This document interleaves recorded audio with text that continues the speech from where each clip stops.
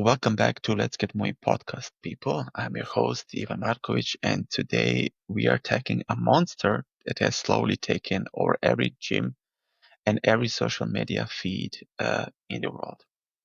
I want you to picture the gym in the 1970s. It was quite loud, it was really sweaty, and people were moving heavily weights with a level of intensity that looked amazing and pretty much dangerous as well.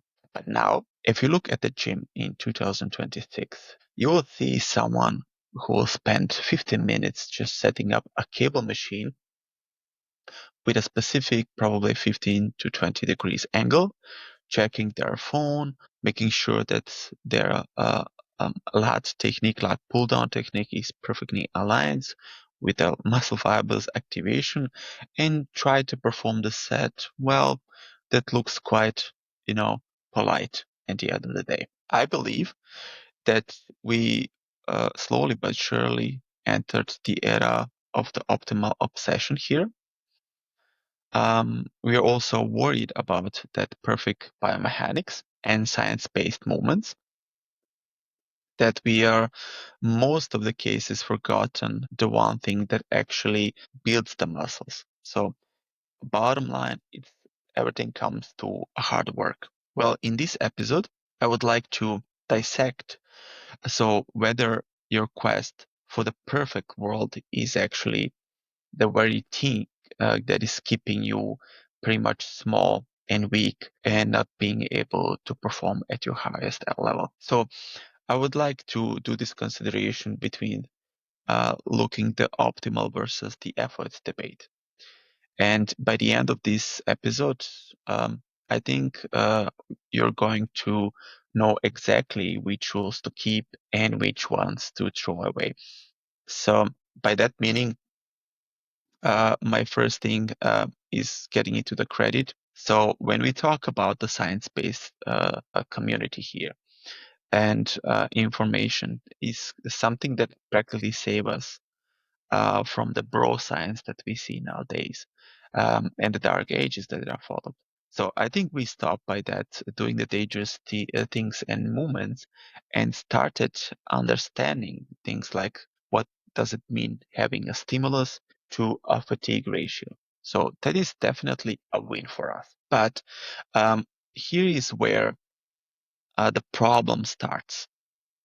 So the internet took these high-level concepts and turned them practically into a religion in 2026. So what is practically a trend here versus the complexity? So uh, we focus on alignment over the load. So we focus on stability over the spirit. So this is the things that we need to diversify here. And ask yourself, have you ever skipped an exercise you actually loved? Probably like in this situation, like a barbell roll or a standing presses, because maybe a study said it was suboptimal version of the exercise. So if so, I think you've also been affected by this obsession. So we need to prioritize uh, the physics of the lifts or the physiology of the lifter. So this is the two huge maybe critiques and differences. So this is where we complex it here, the science versus the soul. But if we get into the heart of the matter, science, by my opinion, is a tool and not a master of you. And this is why the optimal might be also killing your gains. So first things first, the intensity paradox. We all know, but we have to start with this point.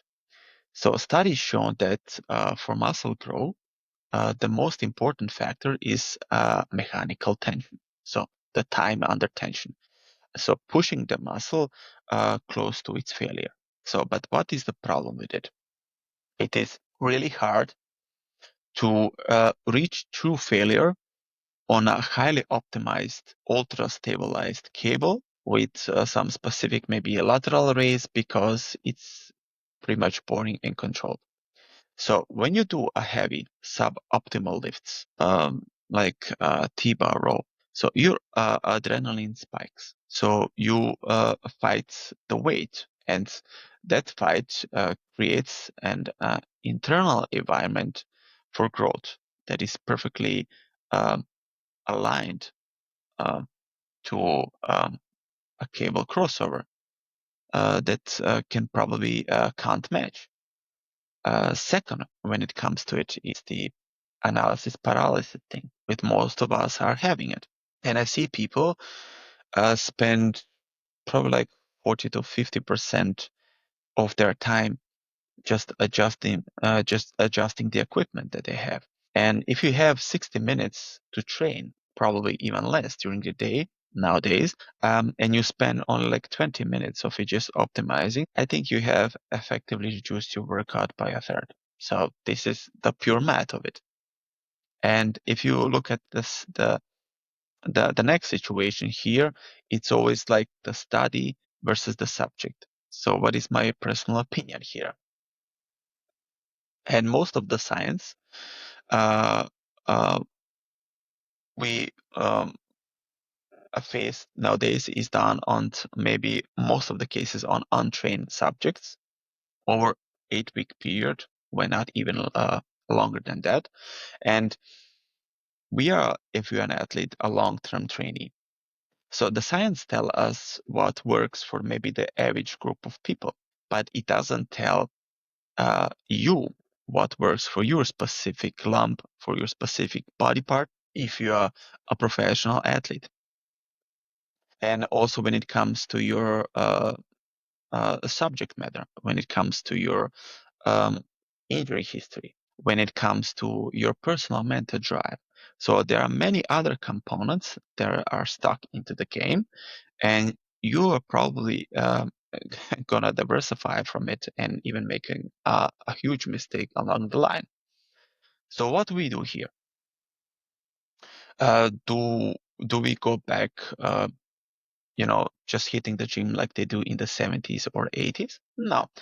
I believe, bottom line, we should use the 80-20 reality blueprint. So what I mean by that? So the part one is the 80% rule. So this is the part where your big rocks, 80% of your workout should be the movements you love. That allows you to load the most weights, to do the exercises that may be the sport specific to you, that are relates to your daily lifestyle, and that you makes actually improvements for you as an athlete. And we put as all the compound lifts here. If you want to talk about the squats, if you want to talk about the deadlifts, the presses, don't care if the study says the leg extensions has a better short heart activation, do the squat, do your own thing. So this is where you have to feel uh, better at the end of the day. So then the part two is the 20% rule. So this is your spice. So you use the science here. So this is where you add your lengthening partials, your specific cable works, your performance optimization works, you're going through the periodization models. So this is something that you put in addition that can really true improve your performance. The second part or the third part here is the enjoyment audit. If an exercise is optimal, but you hate it, it's a suboptimal for you. So why? Uh, it's because you won't push it to the true failure here, because you're not enough favor of doing it. So within your homework, next time when you go to the gym, so please leave your alignment notes and pick one movement. Doesn't matter which one, and just move the heaviest weight you can with decent form. Rediscover what it feels like to struggle again with the weights. And that should be the engine of your roadmap here, if you're asking me. Um, please do have in mind this. My final thought is in 2026, all in general, I think we have more data than any other generation out there and any other lifter in the history. So we have even the apps for calculating the RPEs.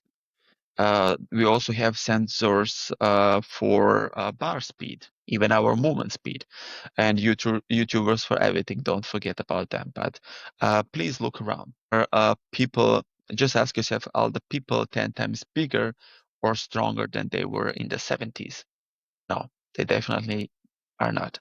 So in many cases, they are even smaller. But because you cannot optimize your way out, you need to, take this under consideration and maybe take the grit as a workout sensation. So on one hand, science should be definitely the map, but effort is at the end of the day is the engine.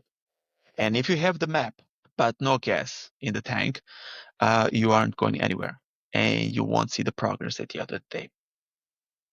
So stop being scientist in the gym and just start being a lifter again.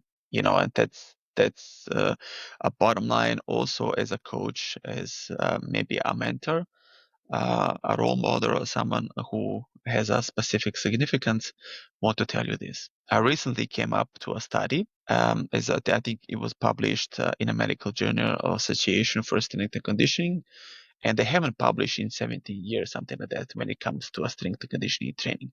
And when they publish something, I think we should listen. And it doesn't matter what kind of periodization model are you attracting, what kind of science are you implementing. So everything comes to the thing, what you can do on a long term. So that's why it needs to somehow relate to you in identity. It needs somehow to relate what you can do constantly. It needs to relate something what you can do on a daily basis, and also rely with your specific needs or even all day needs that you can do repeatedly. You can do it strongly with some specific progressive overload method. And this is the case in most of the situation where it will definitely cause the longevity factor, the bone density, and also the muscle hypertrophy or the muscle growth. So um, by this said, um, thank you for tuning in for this short and briefly conversation from the Let's Get Moving podcast. If this somehow resonated with you, please share it with one friend who spent too much time setting up the cable machines or any other machine in the gym. I will see you in the next episode. Until then, please keep moving. I love you all. Until then, bye bye, and I'll talk to you soon.